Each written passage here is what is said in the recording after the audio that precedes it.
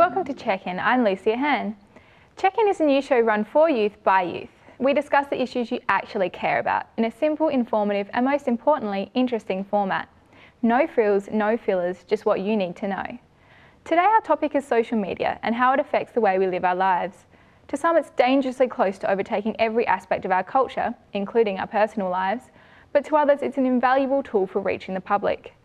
Later in the program, we'll get the opinions of Karen Nelson-Field, Senior Research Associate at the Ehrenberg-based Institute for Marketing Science, and Cassandra Slaughter will hit the street to find out what you think about it all.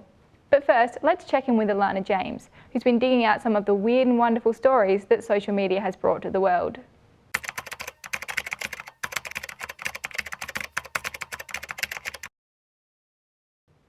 That's right, Lucy, and as you can imagine, there's no shortage of strange occurrences happening online, like Kelly Hildebrandt, who married her husband after meeting him on Facebook.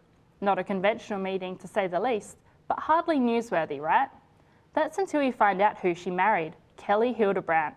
After searching her own name out of curiosity, Kelly discovered a man who tickled her fancy, and it turns out that he thought she was pretty cute too. 3 months of email exchanges and phone calls later, they finally met in person and got engaged shortly after. The Hildebrandts have already decided on their kids' names, anything but Kelly. And if you were wondering about social media habits, a recent study has revealed that we check Facebook at some rather interesting times. Almost 3% of those surveyed admit to logging in during intimate moments. 3% have also checked in at a place of worship, and over 20% have done it while in the bathroom.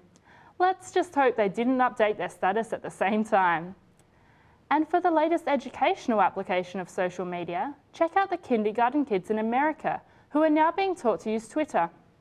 3 times a week, the kids from a New York City school get together to create a summary of their day in 140 characters or less. Teacher Jennifer Aaron says Twitter is brilliant for the 5-year-olds because of its brevity. She says it teaches them to be succinct and remember what they learnt throughout the day. But the exercise begs the question, is this an example of technology's pervasive influence upon younger generations, or an innovative way to teach communication skills? We'd love your feedback, but remember, 140 characters or less. And finally, a man has shocked guests at his wedding after whipping out his mobile phone during the vows. Apparently not one for waiting, software developer Dana Hanna updated his relationship status on Facebook and Twitter at the very moment that it changed. He even tagged his new wife at the altar too, signing off with, "Gotta go, time to kiss my bride." Looks like she's in for a lifetime of romance there. I think I'd rather kiss first, tweet later. Back to you, Lucy. Thanks, Alana. I think you've definitely got your priorities right there.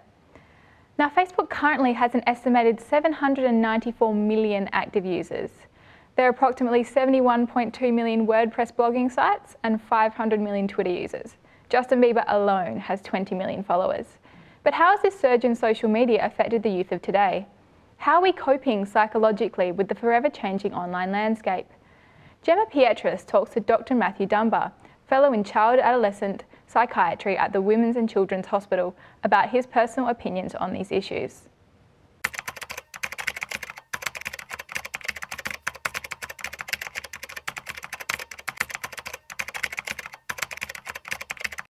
Fundamentally, as humans, we want to feel connected to other people, so we change our profiles and personas online to generate the best response that we can.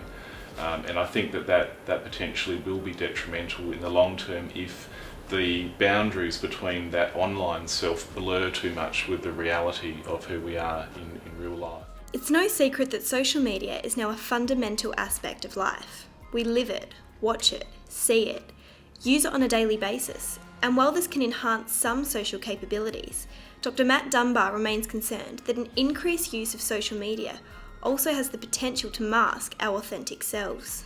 I think what can happen with social media is that sometimes it encourages us more toward the direction of that mask-like self. We practice and learn how to perfect that mask so that we can gain the most acceptance in the social networks.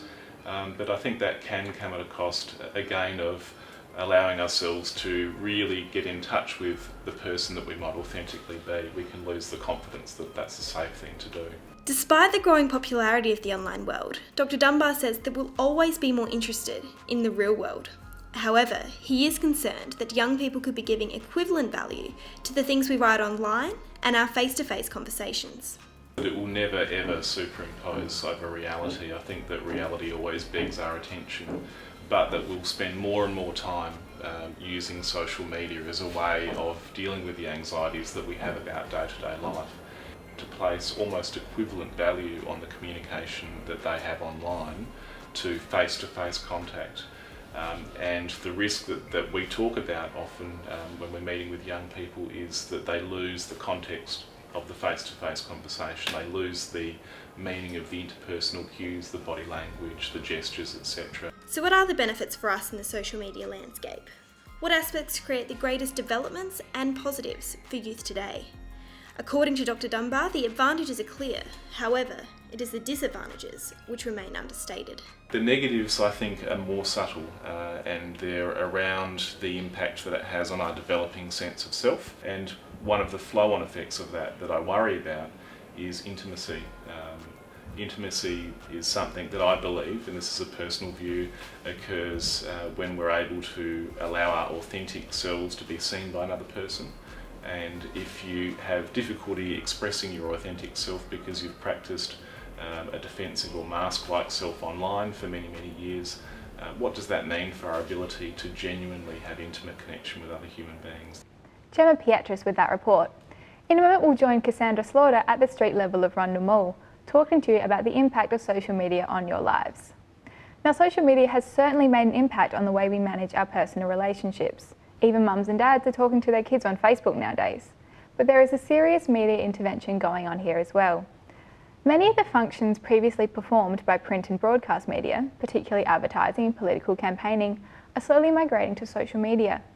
We're joined now by Karen Nelson-Field, Senior Research Associate at the Ehrenberg-based Institute for Marketing Science. Thanks for being with us today, Karen. Thank you for having me. Wonderful. Now we just want to get your perspective on the integration of social media and advertising. So do you warn your clients at the Institute to approach using social media platforms with caution? Well, it's quite an interesting transition because, as you would know, social media has only been around for a very short amount of years relative to television and radio and print. But there's been a huge shift in terms of budgets in that very short time. And we actually think a lot of the change has happened ahead of learning. So people are kind of migrating to social media without a lot of understanding of how it impacts their brand. And in particular, what return they can get. So it's a bit of a follow leader approach, and we do warn our clients and a lot of our research is about how to understand the media generally. So are there any advantages still to using social media platforms, do you think? There's advantages to every media. I think the issue is that there's such a lot of hype around, and particularly, I guess there's a few primary ones, for example, Facebook and Twitter, and so a lot of brands are spending a lot of money and a lot of resources on these without, as I said, a lot of understanding or research behind it. But yeah, there's benefits, and those are that it's a completely different generation of users. In some ways, Facebook has become like the new Yellow Pages in that every brand has to have a presence. But we kind of say, it's all in perspective. There's a lot of over-investment in resources and dollars relative to return. But yeah, having a multi-platform mix is definitely of a benefit. So you would still advocate using traditional media incorporated with social media? Absolutely. The big disadvantage of social media is that it's highly fragmented, so gaining significant reach is very difficult for a brand to do. Whereas with traditional media, where it's less fragmented, it's easy to get a lot of people quickly. And if you know anything about how brands grow, you need to reach a lot of people to get light buyers of the brand to buy again. So that's kind of the downside of social media, is it is actually quite complex and very difficult and quite costly to get lots of people to see you quickly. Great. So when we return, we'll be discussing how much commitment's actually required when you like something on Facebook. So we recently checked in at Rundle Mall to gauge public opinion on all of these issues. Cassandra Slaughter went down to street level to find out what you think.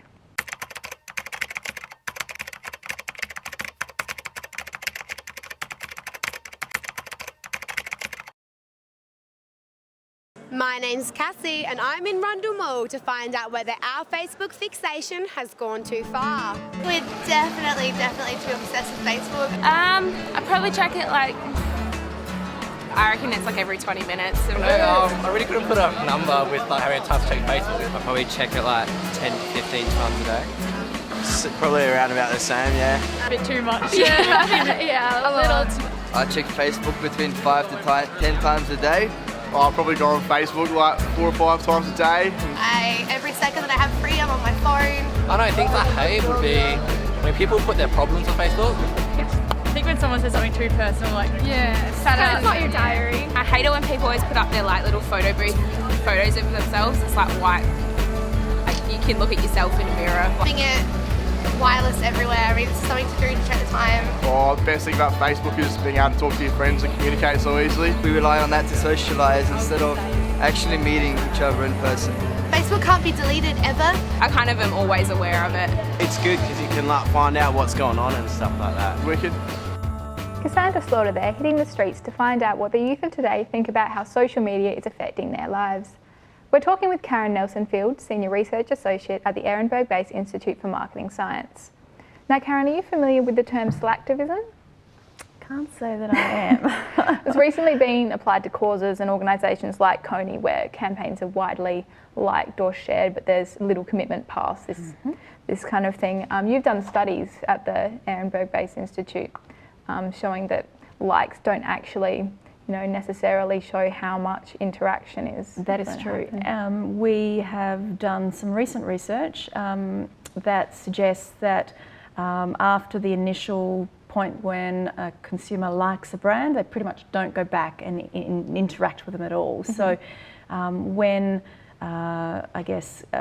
consultants and agencies talk about this love or connection between a brand and a consumer, we think that's a little overrated because less than 1% of a brand's fan base actually ever goes back to interact with them. Well, thank you for being with us here today. You've shared some wonderful insights from an advertising perspective.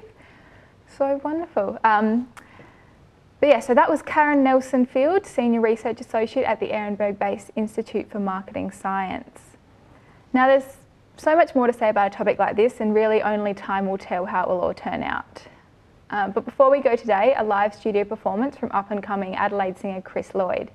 Chris's band, the London Road Poets, have been on the scene for a few years now and have released several recordings, which you can download from iTunes.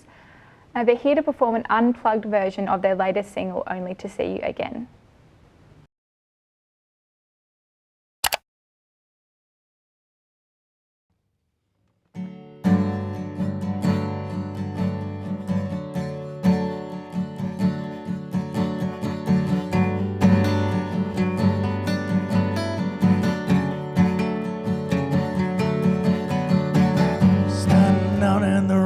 Until I see your face again. All those days I have retained, only to be back here again.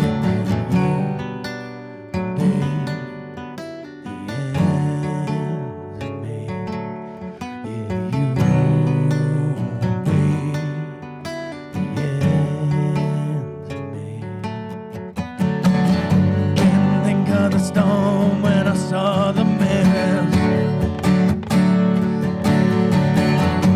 I thought I would have one road, but nowhere left with this.